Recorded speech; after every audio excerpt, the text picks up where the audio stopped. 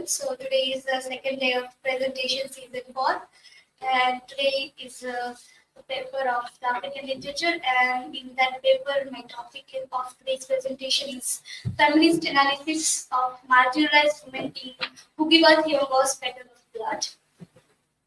So this is my personal and academic information. These are some points to ponder which I am going to discuss in today's presentation. First, introduction of author and novel. So Ngugi Thiong'o was born in 1938 in Kenya, and he received his education at various schools in Kenya. And Ngugi Thiong'o has held various academic positions, including lectures in English literature at University of Nairobi from 1967 to 1977, and he currently serves as a distinguished professor of English and contemporary literature at the University of California. And throughout his career, Ngugi has been a prolific writer, producing novels, plays, essays, and other works. And he has received numerous honors and awards throughout his career, including 7 honorary doctorate and being made an honorary member of American Academy of Letters.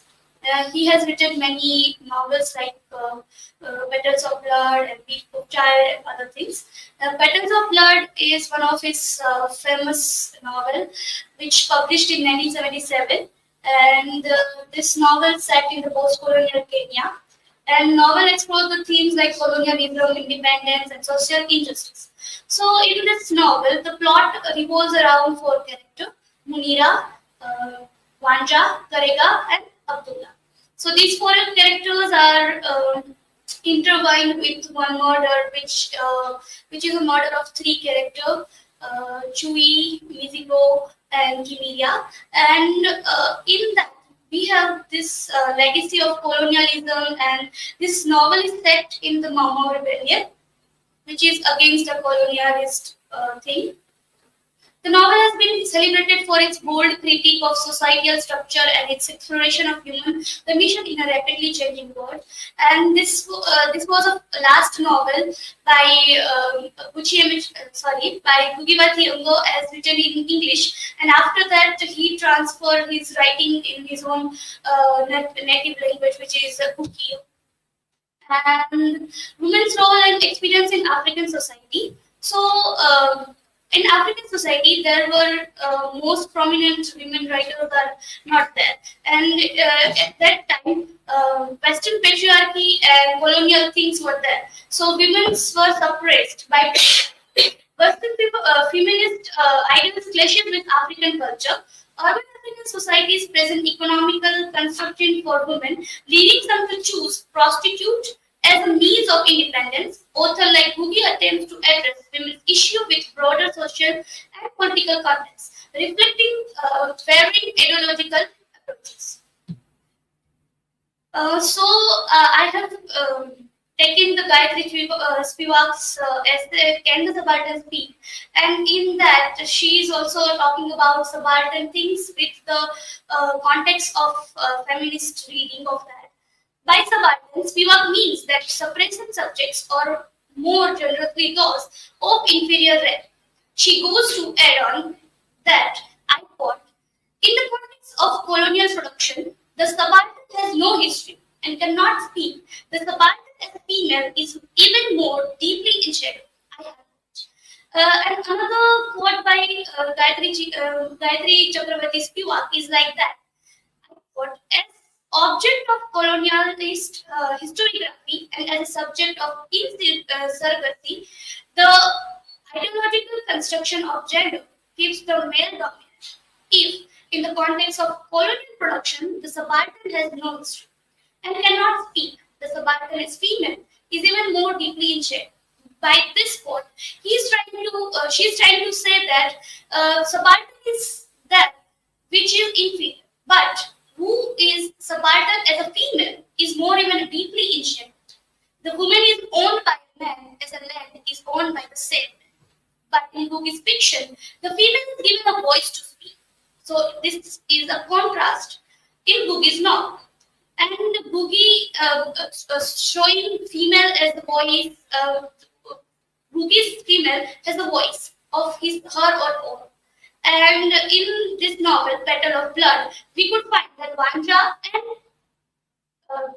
has a voice. And African women, but due to the corruption and specifically the moral on this devastated Kenya, it's impossible for women to find a job. And because of that, they have to do prostitution or that kind of things.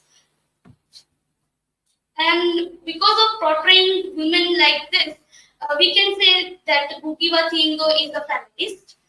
And one unique feature of Ngugi's narrative technique in his distribution of individual shares role among his male and female characters.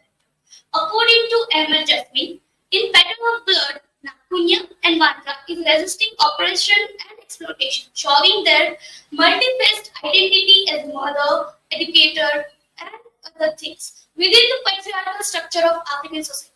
Ngugi highlight the impact of colonialism on the destruction of traditional African societies. Ngugi's novels illustrate the complexity of women's experience, portraying both their strengths and vulnerability, and emphasize the necessity of women's empowerment and resistance against colonial patriarchal structure. So, in this novel, we have two major feminist, or we can say a female character, which is Nakunya and Vata. Both, one is older Nakunya, who is grandmother of Vanja, and young Vata. Both unites the three characters, three protagonists, we can say Munira, Abdullah, and Karim. So Vanja's arrival in remote village of Ilmur from the city after tiring of prostitution life bring back life to the once dull village. Nakunya Sherpas Karega's knowledge of the history of it. So Nakunya trying to teach Karega about the history of India. So she became the education person. She gives Vanja the secret of brewing real Zangeta, which she used with Abdullah. So Nakunya gave this secret recipe of Zangeta drink to the Abdullah, Karega, and Vanja and Munira, four of them. And after that, she dies, and there Abdullah and Vanja trying to sell this Zangeta at their bar, and at that time, they Vanja get job and she became a barmaid. And then this international dream it hand on the capitalist Chui, Visigo, and Kimeria who died. And this exemplary of old women is appropriate as a mother of man. So because of that, Nakunya is called as the mother of man. Ngugi was portrayal of women in his novel reflecting a mixture of oppression and resistance, shedding light on the societal role of struggle faced by African women. So, when we read this Vanja as a character of representation of Kenya's women or African women, we could find that she is trying to find a job and like that. And she is trying to find her own place in that patriarchal African society. So she was a prostitute, and she quotes like this. If you have a cunt, if you are born with this hole, instead of being a source of pride, you are doomed to either marry someone or else being a whore. So by males, like in the patriarchal society, she is trying to say that women are seen as object and subvert creature. One just thinks that if you are a woman, your pet is to marry someone or be a whore. And we point out that factors which force Vanja to prostitution. Through the image of Vanja, Ngugi stressed the condition of the exploitation of women in African society, especially in Kenya. So in this novel, we can say that Vanja symbolizes the whole Kenya, or we can say a female of Kenya. Vanja also clearly shows that injustice and inequality between men and women. She is aware of that, what is happening in colonized patriarchal society. The gender discrimination is clearly understood from the lines of Vanja. She says, I quote, but boys were always more confident about the future than girls. They seems to know what they wanted to become later in life. Well, with us girl, the future seems bright. It was And if we knew what that, no matter what efforts we put in our studies or our road leads to the kitchen or to the bedroom. So these are some lines which we can say that Vanja is very, we can say, a suppressed woman in patriarchal society. But in contrast of Ngugi's, in contrast of Chakravarti's Vivek saying that women are more to be like to be married or to be given a birth to a child. And in this novel, Petals of Blood, Ngugi is trying to give a voice to her female protagonist. And this is Bonnie Rose's article on the rehistoricizing the conflicted figures of women. So in that, he critiqued the uncritical admiration of Vanja's agency, like arguing that it overlooked deeper issue in her characterization, like she was a prostitute and all kind of things. Ngugi's narrative intertwined themes of colonial, neo-colonization, and the struggle of revolution and depiction of women. Vanja's character embodies complexity of relation of tradition, gender roles, sexuality, and economical power, reflecting broader societal issues within the novel. And there are some questions raises after we analyze that Thiong'o give agency and voice to the marginalized women within the novel. So yes, he gives a voice to a protagonist who is a female protagonist, and he challenges the traditional narrative of female subjugating and voicelessness. In African society, we could find that women are not that much educated or kind of thing. They are more to give a birth to a child or to a prostitution or that kind of things. In conclusion, we can say that Vanja's portrayal of Thiong'o's narrative serves as a reflection of struggle endured by Kenyan women. And in that, we can find that they are struggling with the patriarchal society and colonialism and other things. Her realizing exploitation and oppression undergoes the enduring spirit of Kenyan women. Vanja's transformative presence in Ilmo symbolizes that potential for rejuvenation in empowerment, illustrating the capacity of individuals and particularly women to criticizing position change within the community despite systematic challenges. So we can say that with that, Ngugi Thiong'o's Petals of Blood trying to portray women as a, we can say, a protagonist who has a voice of her own, and she is trying to educate that person who is a child and a brother of Abdullah.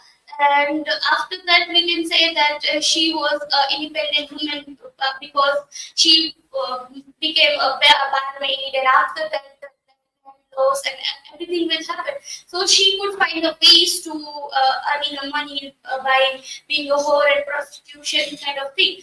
And she has a resistance towards her rapist, who is that person, Kimira, and trying to kill him.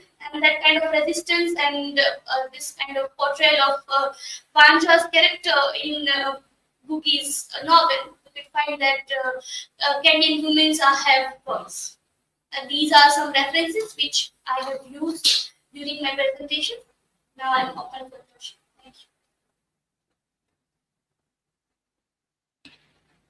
Thank you.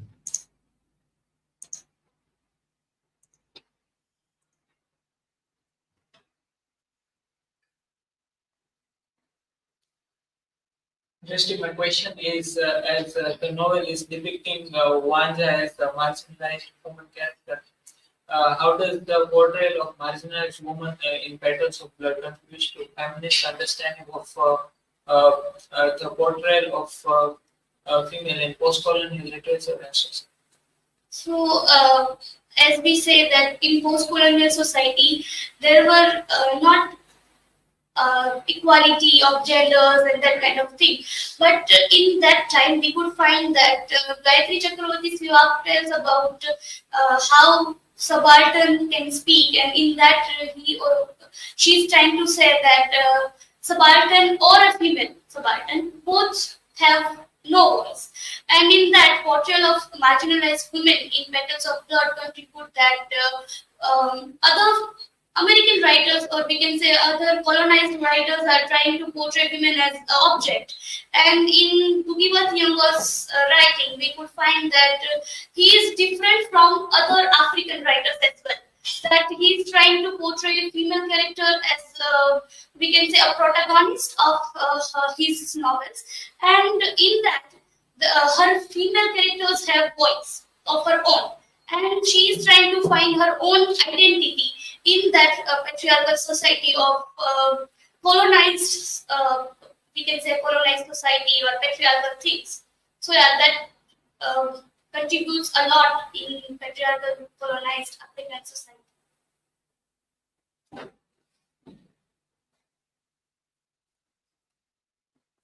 Just my question is, what parallels can be drawn between the experiences of the woman in the Petals of Blood and contemporary feminist struggles? Okay.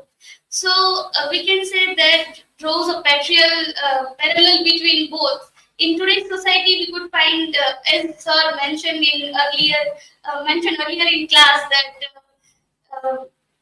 જ્યારે આપણે ભણતા હોય ને ત્યારે છોકરીઓ વર્ષ થાય ને તો છોકરીઓ ખબર નહીં ક્યાં પુરુષો આગળ જતા રહે, મતલબ કે જે બોયઝ હોય ત્યારે મતલબ we could say that in studies we can find that girls are more ranker in school days or in college days, but after 30s or 40s we could find that males are more in jobs or in other kind of things.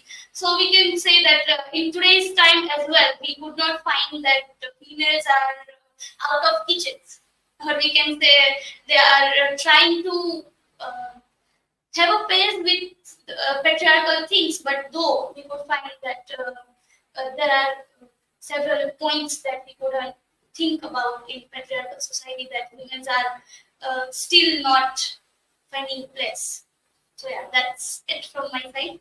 I hope you are satisfied with my answer. Thank you.